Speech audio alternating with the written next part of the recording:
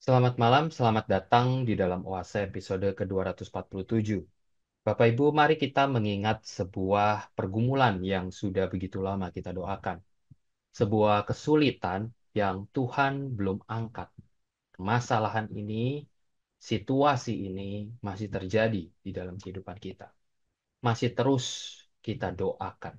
Masih terus kita bawa di dalam doa kepada Tuhan. Dengan kenyataan bahwa Tuhan belum menjawab atau meniadakan pergumulan itu, apakah ada yang berubah? Apakah doa yang tadinya berharap sekarang hanya menjadi doa-doa kosong yang tidak lagi memiliki bobot iman? Atau kita sudah berhenti berdoa? Atau setelah tahunan berdoa, kita semakin mengerti mau dan isi hati Tuhan? Relasi kita menjadi semakin dekat dan dekat kepada Dia.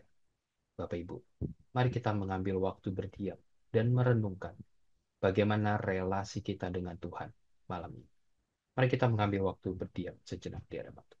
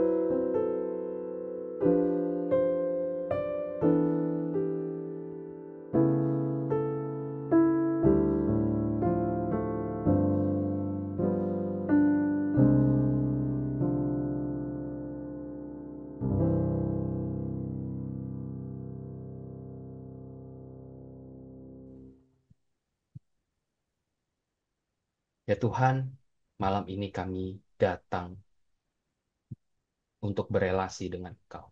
Malam ini kami hadir untuk berdoa kepada Engkau. Biar Engkau yang boleh memimpin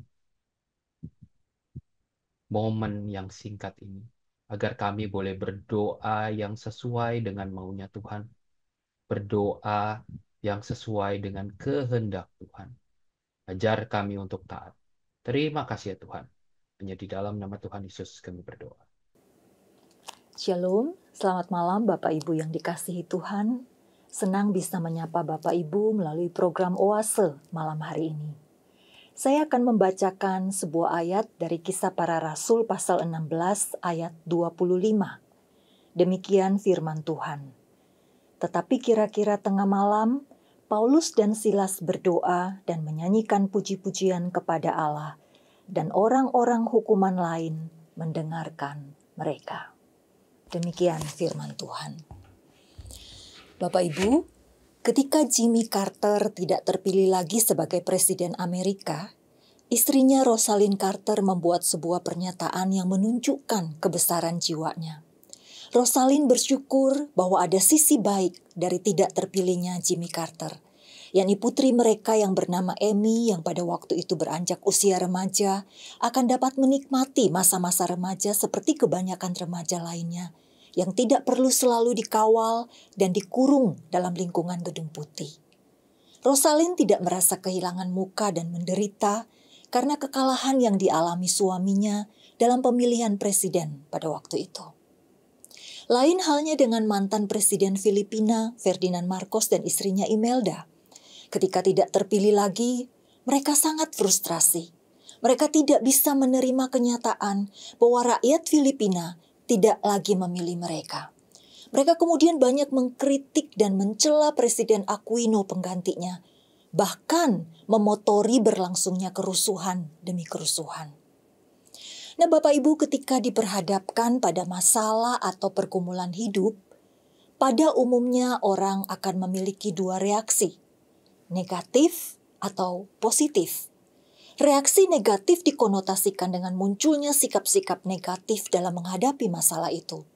Misalnya, kita protes, kita berontak, kita mengamuk, atau bahkan kita menjelek-jelekkan orang yang kita anggap sebagai sumber masalah. Sementara reaksi positif dikonotasikan dengan munculnya sikap-sikap positif terhadap masalah yang dihadapinya. Misalnya, kita menerima masalah itu sebagai bagian dari pembentukan hidup. Kita menghadapi masalah itu dengan tenang. Atau kita berusaha menyelesaikan masalah itu dengan sikap yang bijaksana. Nah, berbicara mengenai masalah, orang-orang Kristen bukanlah orang-orang yang kebal terhadap masalah. Masalah dapat menghampiri siapa saja, termasuk di dalamnya adalah orang-orang Kristen. Sama seperti orang-orang lain, orang-orang Kristen juga dapat mengalami kekecewaan, kegagalan, kepahitan dalam hidupnya. Dalam hal ekonomi, orang-orang Kristen juga dapat mengalami kebangkrutan, kehilangan pekerjaan, minim pendapatan, dan lain sebagainya. Dalam hal kesehatan, orang-orang Kristen juga dapat mengalami sakit yang mematikan, sakit yang tidak sembuh-sembuh, dan pergumulan kesehatan lainnya. Dalam hal relasi, orang-orang Kristen juga dapat mengalami putus cinta, rumah tangga bermasalah, hubungan orang tua anak yang tidak harmonis, perselingkuhan, dan berbagai masalah lainnya yang dapat menjadi pergumulan hidup kita. Nah, ketika kita diperhadapkan pada masalah atau pergumulan hidup, bagaimana sikap kita menghadapinya? Menyerah terhadap masalah atau menghadapi masalah itu? Ketika hidup kita seolah-olah dikelilingi oleh masalah dan pergumulan hidup, masih dapatkah kita melihat sisi baiknya dan bersyukur kepada Tuhan, bahkan memuji Tuhan? Bapak Ibu, masalah dan pergumulan hidup bisa menghampiri kita kapan saja. Tapi masalah dan pergumulan hidup bukanlah penghalang bagi kita untuk tetap memuji Tuhan. Ketika badai kehidupan bergelora, ketika roda pergumulan menggilas, seharusnya kita mendekatkan diri kepada Tuhan, mencari pimpinannya di dalam doa dan pujian kita kepadanya. Mengapa, saudara? Malam ini kita akan belajar bersama dua alasan mengapa kita harus memuji Tuhan di tengah segala pergumulan hidup kita. Alasan yang pertama adalah karena pujian di tengah pergumulan hidup dapat membawa kekuatan bagi kita. Nah, Bapak Ibu, ayat yang kita baca tadi merupakan bagian dari kisah pelayanan Paulus dan Silas ketika berada di kota Filipi. Nah, di kota Filipi ini Paulus dan Silas bertemu dengan seorang hamba perempuan yang mempunyai roh tenung. Hamba perempuan ini mengikuti Paulus dan Silas kemanapun mereka pergi sambil berteriak berulang-ulang, "Orang-orang ini adalah hamba Allah yang Maha Tinggi. Mereka memberitakan kepadamu jalan keselamatan." Karena tidak tahan dengan gangguan yang dilakukan oleh hamba perempuan ini selama berhari-hari, maka Paulus kemudian mengusir roh tenung itu dari hamba perempuan tersebut. Nah, apa yang dilakukan Paulus ini kemudian menimbulkan masalah. Para tuan dari hamba perempuan ini marah besar karena mereka kehilangan mata pencaharian. Mereka mendapatkan uang dari tenungan-tenungan yang dihasilkan oleh hamba perempuan ini. Maka mereka menangkap Paulus dan Silas, lalu menyeretnya ke pasar, memperhadapkan Paulus dan Silas kepada para pembesar kota itu, lalu kemudian para pembesar ini menyuruh mengoyakkan pakaian Paulus dan Silas, dan kemudian mendera mereka. Alkitab mengatakan mereka berkali-kali didera. Didera artinya dipukuli dengan rotan atau cambuk sebanyak 40 kali kurang satu pukulan. Selesai didera, mereka dimasukkan ke dalam penjara kota Filipi, ditaruh di ruangan paling tengah, lalu kaki mereka dibelenggu dalam pasungan yang kuat. Oh, saudara, bayangkan perasaan Paulus dan Silas pada waktu itu. Mereka tidak bermaksud membuat masalah di Filipi. Mereka ingin melayani Tuhan dengan baik-baik. Tapi sekali mengusir roh tenung, mereka dipukuli sampai babak belur, lalu dimasukkan ke dalam penjara dan dipasung. Malam itu, saya yakin seluruh badan Paulus dan Silas penuh kesakitan. Tubuh mereka mungkin lebam, berdarah, dan mereka berada dalam kondisi lapar dan haus. Tapi apa yang mereka lakukan, saudara? Bukannya mengeluhkan rasa sakit mereka atau menyumpahi orang-orang yang telah memukul mereka, Paulus dan Silas malah menaikkan doa dan pujian dalam nyanyian mereka kepada Allah. Paulus dan Silas tidak terpuruk dengan masalah mereka. Paulus dan Silas tidak hancur dengan peristiwa itu, melainkan mereka menunjukkan rasa percaya mereka kepada Allah. Mereka yakin Allah tetap mengontrol segala sesuatu. Mereka membuktikan iman mereka dengan berdoa dan menyanyikan puji-pujian kepada Allah. Pujian di tengah pergumulan hidup mereka. Dan melalui doa dan pujian mereka, Paulus dan Silas mendapatkan kekuatan untuk bertahan melawan rasa sakit mereka, melawan masalah atau pergumulan yang sedang mereka hadapi pada waktu itu. Bagaimana dengan kita, saudara? Ketika kita berada dalam pergumulan, adakah kita mencari Tuhan di dalam doa dan memuji Dia untuk kasih setianya? Adakah hati kita tetap memuji Tuhan di tengah segala pergumulan hidup kita? Memuji Tuhan di tengah pergumulan hidup tidaklah mudah. Seringkali kita harus berurai air mata karena merasakan sakit dan beban yang sepertinya begitu berat. Kadangkala satu kata pun akan begitu sulit untuk keluar dari mulut kita.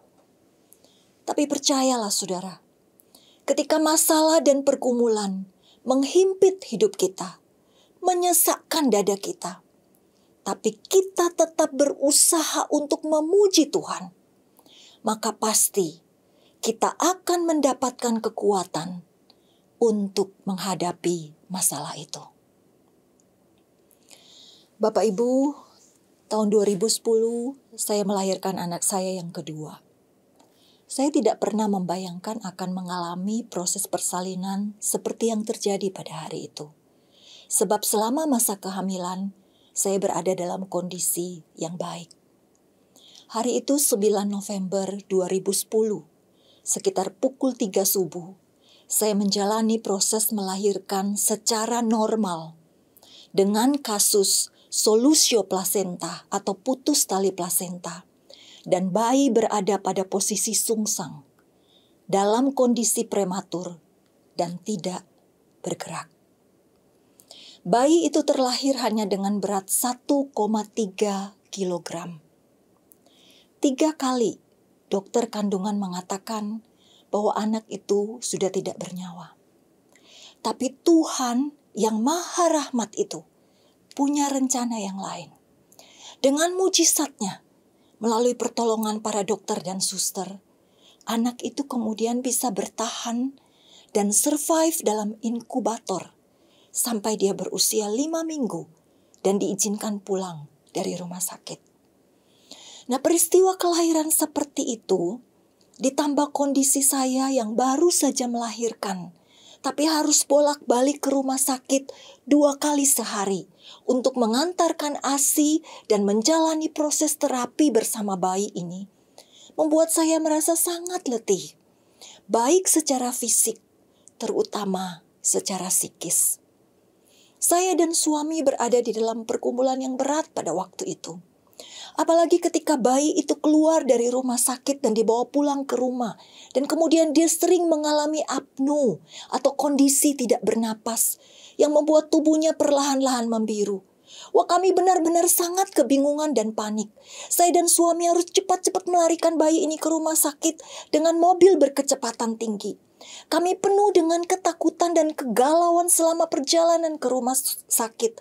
Sangat khawatir jika bayi ini kehilangan napas di tengah perjalanan dan nyawanya tidak dapat ditolong lagi.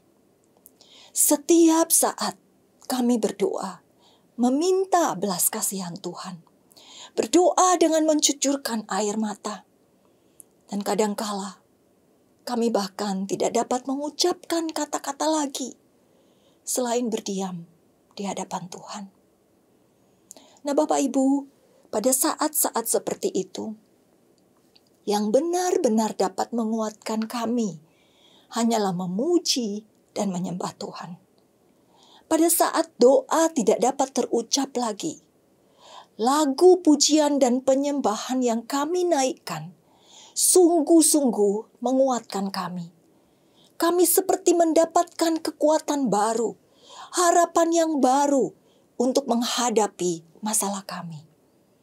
Melalui pujian yang kami nyanyikan di dalam penyembahan kami, kekuatan yang dari Allah mengalir di dalam hidup kami. Itulah sebabnya, saudara, jangan pernah kita menganggap remeh pujian di tengah pergumulan hidup. Sebab dengan memuji Tuhan di tengah-tengah pergumulan hidup, itu akan membawa kekuatan bagi kita untuk menghadapi masalah.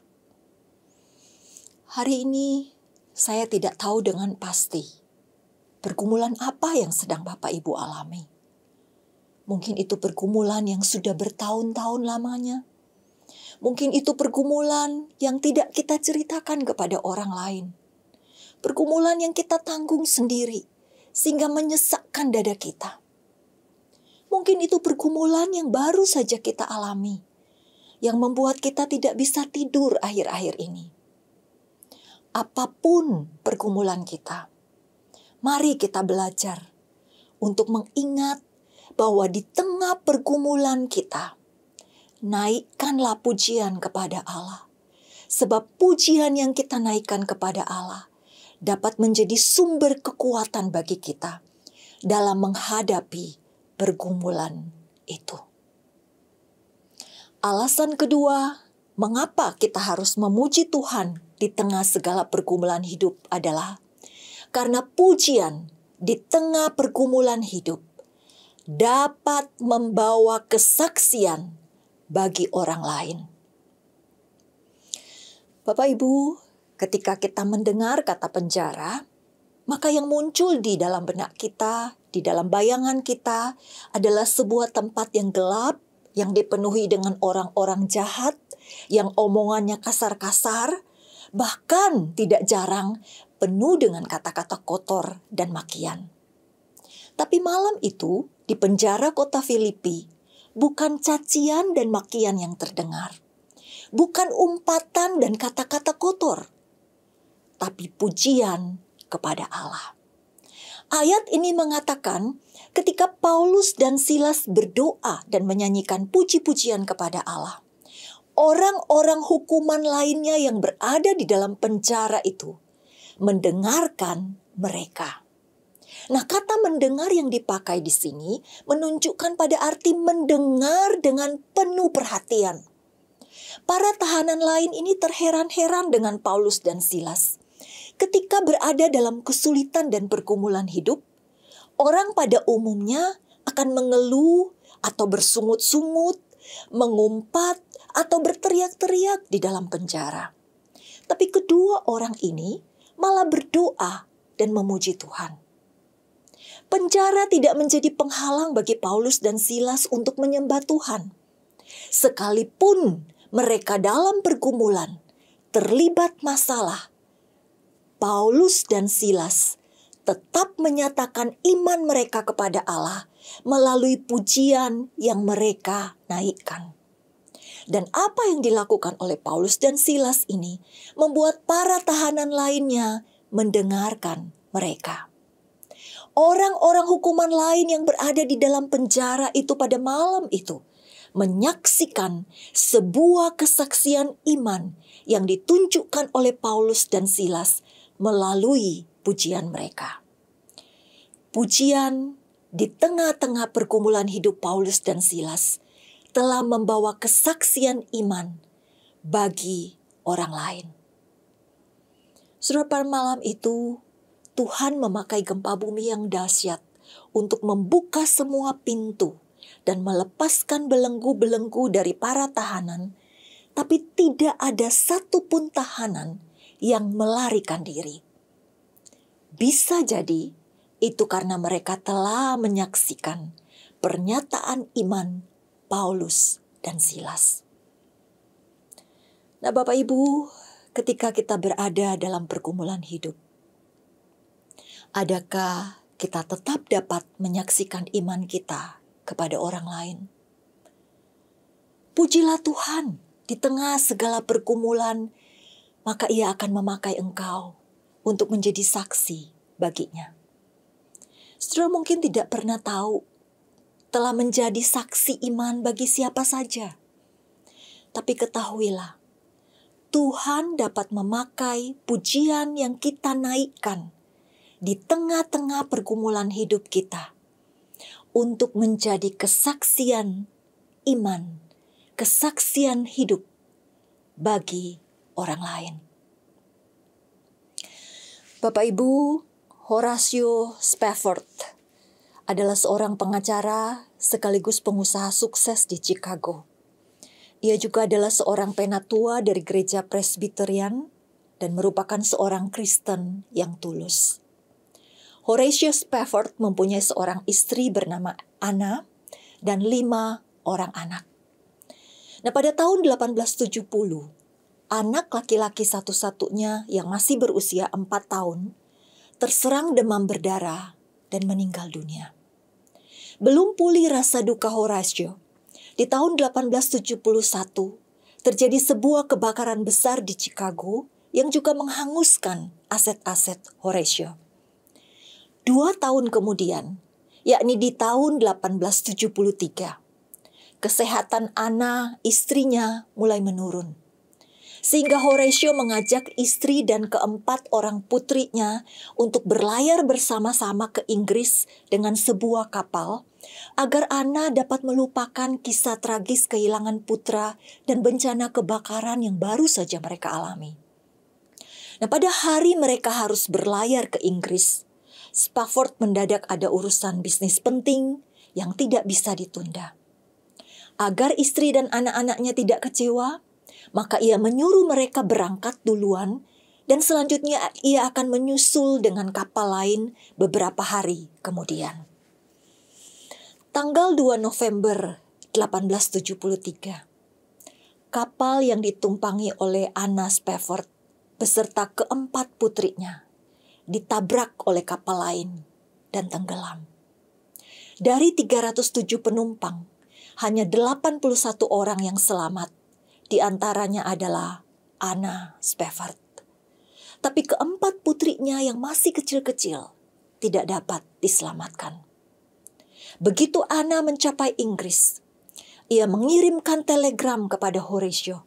Horatio langsung bergegas menyusul Anna ke Inggris untuk menemani istrinya yang tengah berduka sangat. Di tengah perjalanan, melewati Samudra Atlantik, tempat di mana putri-putrinya tenggelam.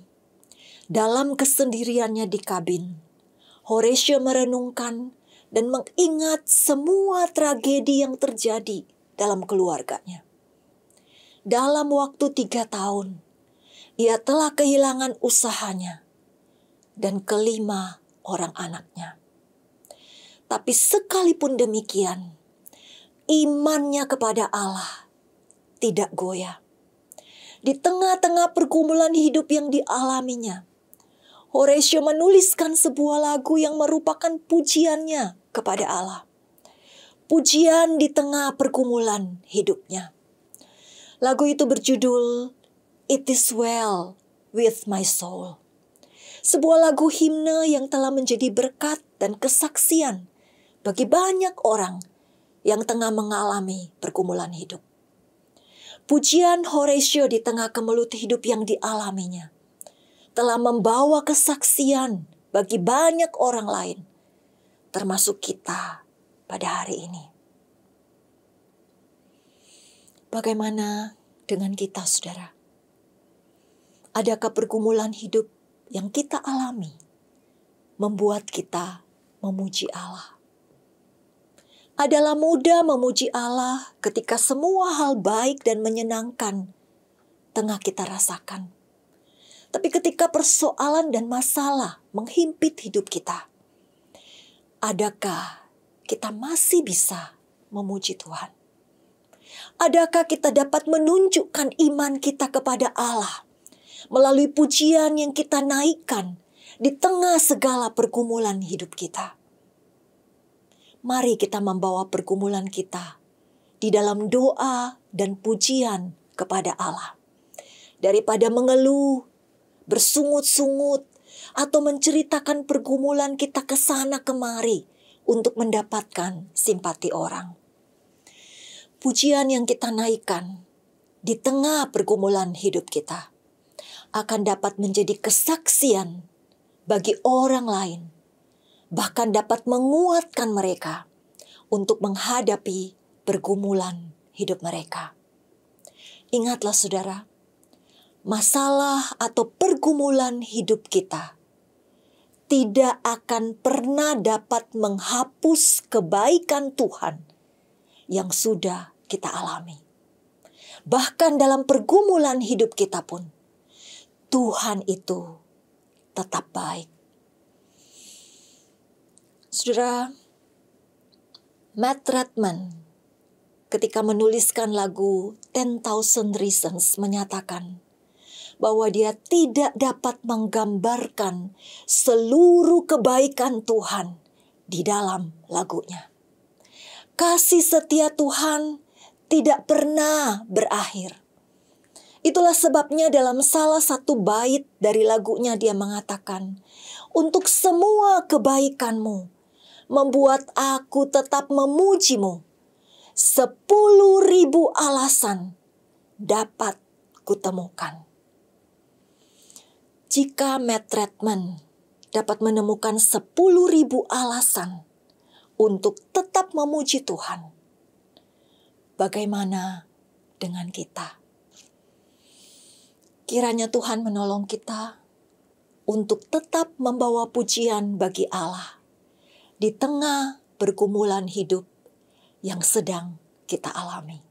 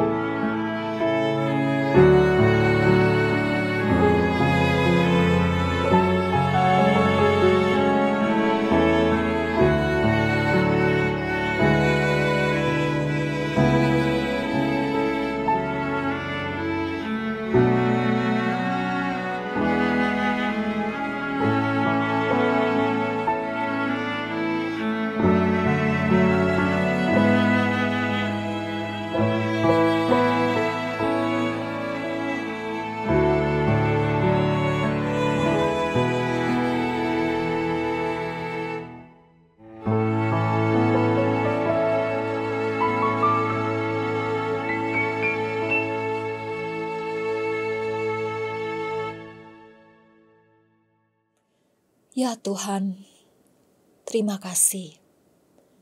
Karena di tengah segala pergumulan hidup kami, Engkau tidak pernah meninggalkan kami. Di tengah ketidakberdayaan kami, Engkau memberikan kekuatan kepada kami.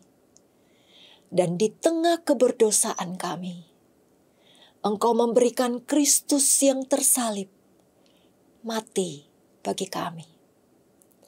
Terima kasih Tuhan, Engkau baik. Tolong kami untuk selalu mengingat dan memuji Engkau di tengah segala pergumulan hidup yang Engkau izinkan kami alami. Sehingga kami dapat memuliakan Engkau dan menjadi saksi-Mu bagi orang-orang di sekitar kami. Terima kasih Tuhan. Demi Kristus Yesus, Tuhan dan penebus kami berdoa. Amin. Bapak Ibu, pelayanan Oase adalah pelayanan mingguan. Silakan mengikuti Oase melalui YouTube secara mingguan.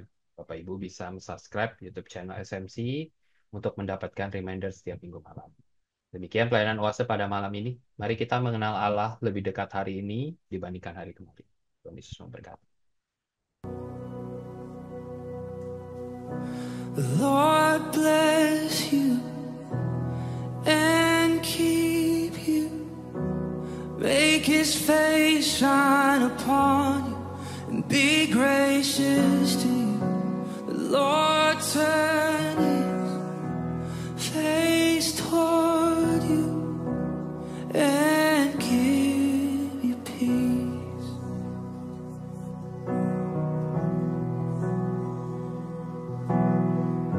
The Lord bless you and keep you. Make His face shine upon